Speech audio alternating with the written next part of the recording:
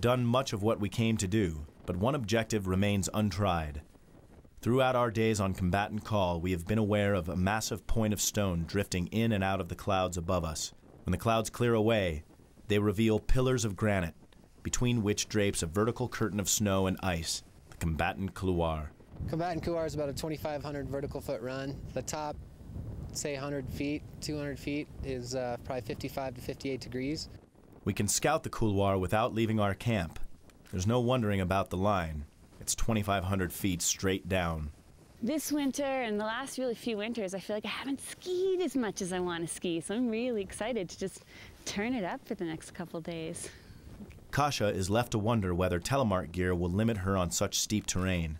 I've maxed out on my skis a few times lately, and I think at a certain point you get steep and you get ice, and then a telemark ski isn't necessarily as good. You just don't have the same edge control. And I know I have a solid edge when my heel's locked in, and I don't have quite that same edge control on a telemark ski. Our early morning start will mean firm snow and technical mountaineering conditions. What we climb in the morning is all but unskiable. Even if we can get to the top, we'll have to spend hours exposed on the narrow saddle waiting for the face to soften. But that dilemma, if ever we face it at all, is hours away.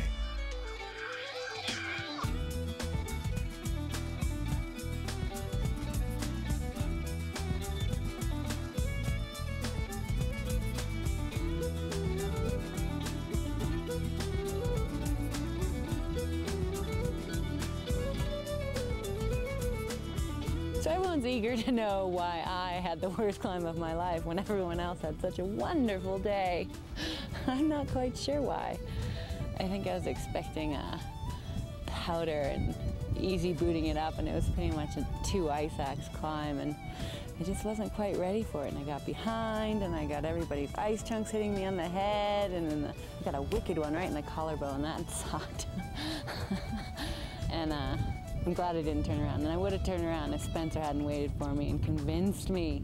We were so close to the top, and we would be there any minute, and you would be loving it.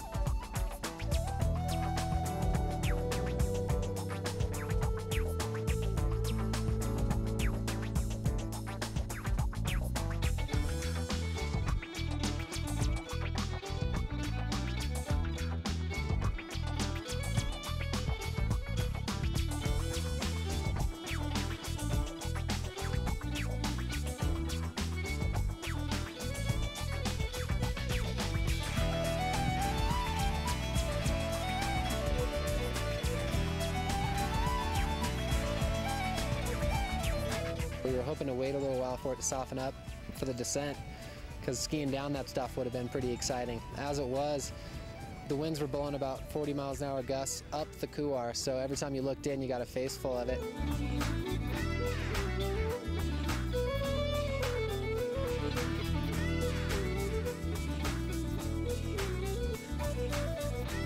The hardest part for me was waiting at the top, hoping the sun would soften it up a bit. But it was so windy up there.